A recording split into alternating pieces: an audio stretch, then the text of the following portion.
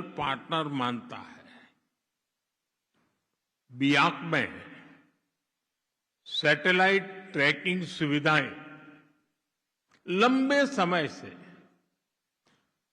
भारत के space programme को सहयोग देती रही है।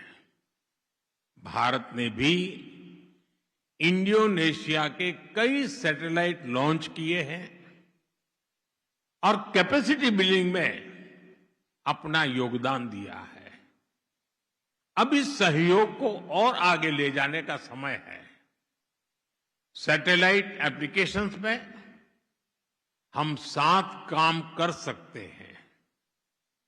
भारत इंडोनेशिया में सैटेलाइट लॉन्च सुविधा विकसित करने में भी सहयोग देने के लिए तत्पर है। साथियों, हमारी समृद्ध समुद्री विरासत को सहेजने के लिए हम 5000 साल पुराने पोर्ट सिटी लोथल में नेशनल मैरीटाइम हेरिटेज कॉम्प्लेक्स बना रहे हैं। मैं चाहूंगा कि इंडोनेशिया भी इस प्रोजेक्ट के साथ जुड़े। ऑनरेबल मेंबर्स, आतंकवाद जैसे विषयों पर भारत और इंडोनेशिया दोनों की एक राय रही है। पिछले वर्ष पहलगाम में जब जघन्य आतंकवादी हमला हुआ, इंडोनेशिया तब भारत के साथ मजबूती से खड़ा रहा। मैं इसके लिए राष्ट्रपति प्रभुओं और आप सभी का आभार व्यक्त करता हूं। हमारे दोनों देश काउंटर टेररिज्म पर जॉइंट वर्किंग ग्रुप के माध्यम से साथ काम कर रहे हैं। इंटेलिजेंस, साइबर थ्रेट्स, आतंकी फंडिंग और डी रेडिकलाइजेशन, इन क्षेत्रों में हम और सहयोग बढ़ाकर दुनिया में शांतिवादी ताकतों को मजबूती दे सकते हैं। ऑनरेबल मेंबर्स, आज ग्लोबल ऑर्डर तेजी से बदल रहा है और ऐसे में हम जैसे विकासशील देश समान भागीदारी और अपनी बड़ी भूमिका मांग रहे हैं। इस वैश्विक परिदृश्य में भारत का स्पष्ट मानना है, यूएन सिक्योरिटी काउंसिल में रिफॉर्म को और टाला नहीं जा सकता। 2022 में इंडोनेशिया की G20 अध्यक्षता और 2023 में भारत की G20 अध्यक्षता दोनों ने विकासशील देशों की प्राथमिकताओं को वैश्विक चर्चा के केंद्र में लाने का प्रयास किया। इंडोनेशिया की बेबास एक्टिव की परंपरा और भारत का स्ट्रैटेजिक ऑटोनॉमी के लिए कमिटमेंट वैश्विक विषयों पर हमें साथ खड़े होने के लिए मजबूत आधार देते हैं। भारत फ्री, ओपन और इंक्लूसिव इंडो पैसिफिक का प्रबल समर्थक है। भारत इंडो पैसिफिक में फ्रीडम ऑफ नेविगेशन की बात करता है। इसके लिए हमने आसियान को केंद्र में रखा है। हमारी एक्ट ईस्ट पॉलिसी भी आसियान सेंट्रिक है। भारत और आसियान की कॉम्प्रिहेंसिव स्ट्रेटेजिक पार्टनरशिप लगातार आगे बढ़ रही है। इसलिए बहुत आवश्यक है कि भारत और इंडोनेशिया इस दिशा में निरंतर काम करते रहे। ऑनरेबल मेंबर्स, हमारे सामने एक और बड़ा अवसर है। पिछले वर्ष इंडोनेशिया ब्रिक्स का पूर्ण सदस्य बना है। इस वर्ष भारत ही ब्रिक्स की अध्यक्षता कर रहा है। ब्रिक्स का ये मंच और अधिक व्यवहारिक हो, अधिक संतुलित हो, ग्लोबल साउथ की जरूरतों के प्रति और अधिक संवेदनशील हो, हम इसके लिए साथ मिलकर काम कर सकते हैं। ऑनरेबल मेंबर्स, आज इंडोनेशिया के सभी पार्लियामेंट मेंबर्स के सामने मैं भारत इंडोनेशिया साझेदारी के एक नए युग का आह्वान करता हूं।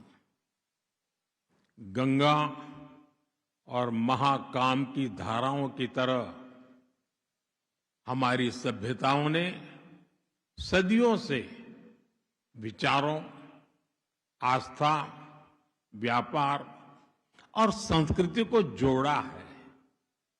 आज उसी ऐतिहासिक प्रवाह को भविष्य की नई ऊर्जा देने के लिए मैं आप सभी के समक्ष गंगा महाकाम विजन प्रस्तुत करना चाहता हूं।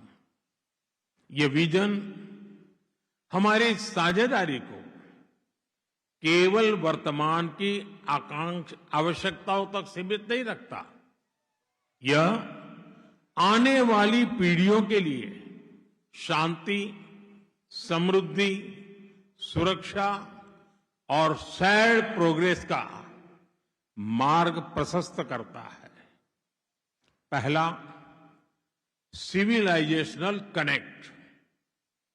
हम अपने सभ्यतागत जुड़ाव को नई पीढ़ियों की चेतना से जोड़ेंगे। रामायण से बोरोबुदुर तक, समुद्री यात्राओं से सांस्कृतिक संवाद तक, हम अपने साझा इतिहास को भविष्य की शक्ति बनाएंगे। इसके लिए हमें भारत इंडोनेशिया सिविलाइजेशनल डायलॉग शुरू करना चाहिए। दूसरा, शेयर्ड डेवलपमेंट। विकसित राष्ट्र बनने की अपनी अपनी यात्राओं में भारत और इंडोनेशिया अटल साझेदार रहेंगे।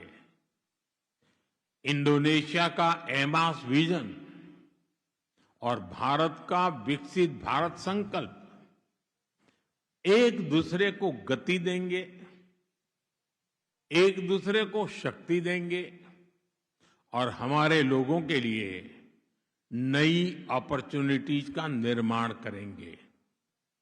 तीसरा, सिक्योरिटी एंड स्ट्रेटेजिक ट्रस्ट। हम डिफेंस और सिक्योरिटी कोऑपरेशन को नई ऊंचाई देंगे। हम अपनी नेशनल कैपेसिटीज को मजबूत करेंगे। आतंकवाद, साइबर थ्रेट्स, समुद्री चुनौतियां और इमर्जिंग सिक्योरिटी रिस्क, इसका हमारा बिलीव असाइनमेंट में हम मिलकर सामना करेंगे। भारत और इंडोनेशिया का स्ट्रेटेजिक ट्रस्ट इंडो पैसिफिक में स्टेबिलिटी का मजबूत आधार बनेगा। चौथा, मैरीटाइम प्रॉस्पेरिटी। दो महान समुद्री राष्ट्रों के रूप में हम अपनी शेयर्ड मैरीटाइम ज्योग्राफी को शेयर्ड प्रॉस्पेरिटी में बदलेंगे।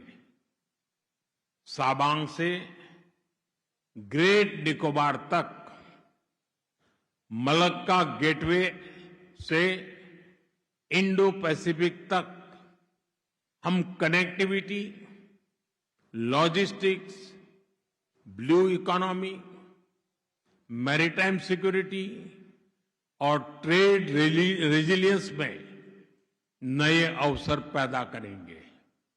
पांचवा, voice of the global south. हम ग्लोबल साउथ की आकांक्षाओं को और मजबूत आवाज देंगे। हम ऐसे वर्ल्ड ऑर्डर के लिए काम करेंगे जहां डेवलपमेंट इंक्लूसिव हो, टेक्नोलॉजी एक्सेसिबल हो और ग्लोबल गवर्नेंस अधिक न्यायपूर्ण और रिप्रेजेंटेटिव हो। साथियों, भारत और इंडोनेशिया मिलकर मानवता के 5वें हिस्से का प्रतिनिधित्व करते हैं। हमारी साझेदारी केवल 2 देशों का संबंध नहीं है, यह इंडो पैसिफिक की स्टेबिलिटी, ग्लोबल साउथ की शक्ति और विश्व के शेयर्ड फ्यूचर में विश्वास का संकल्प है। आइए अपनी ऐतिहासिक मित्रता को नए दौर में ले जाएं। आइए गंगा महाकम विजन को मिलकर साकार करें। ऑनरेबल मेंबर्स, भारत में तुलसीदास जी ने लिखा था, जाने बिनु न होई प्रतीत, जाने बिनु न होई प्रतीति, बिनु प्रतीति होई नहीं प्रीति। यानी जब तक लोग एक दूसरे को जानेंगे नहीं, तब तक उनके बीच अपनापन नहीं बढ़ेगा। मुझे बताया गया है कि इंडोनेशिया में एक कहावत है और इसका अर्थ भी यही है, ताक केनाल माका ताक सायांग।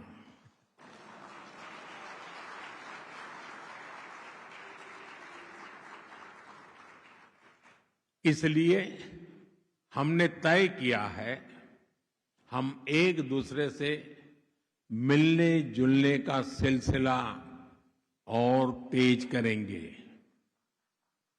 आज शाम मैं और राष्ट्रपति प्रबोवो यहां रह रहे भारतीयों से मिलेंगे। कल राष्ट्रपति प्रबोवो और मैं प्रबानन भी जाएंगे। हम इस वर्ल्ड हेरिटेज साइट के कंजर्वेशन और रेस्टोरेशन प्रोजेक्ट की शुरुआत करेंगे।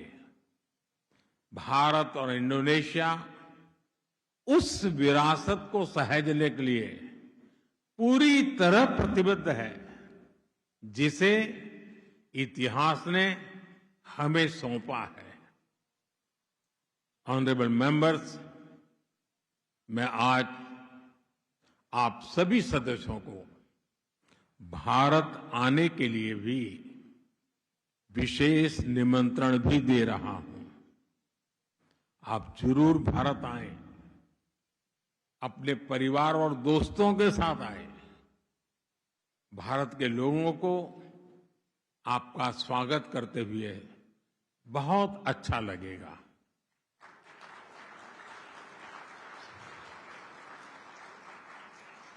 मुझे विश्वास है हम मित्रा सेलामान्या पार्टनर फॉर एवर बनकर काम करेंगे। हम मिलकर भारत और इंडोनेशिया के लोगों के लिए साझा समृद्धि का भविष्य बनाएंगे। इन्हीं शब्दों के साथ मैं अपनी बात समाप्त करता हूं। दीर्घायु इंडोनेशिया। भारत माता की जय। धन्यवाद। Our next official तो प्रधानमंत्री नरेंद्र मोदी इंडोनेशिया की संसद को संबोधित कर रहे थे और कहा कि हमारे संबंध 1000 साल से भी अधिक पुराने हैं और दोनों लोकतांत्रिक देश हैं और दोनों मिलकर अपने इस रिश्तों को आगे बढ़ाएंगे और 100 साल आज़ादी के जो पर्व है उसको एक साथ मनाएंगे।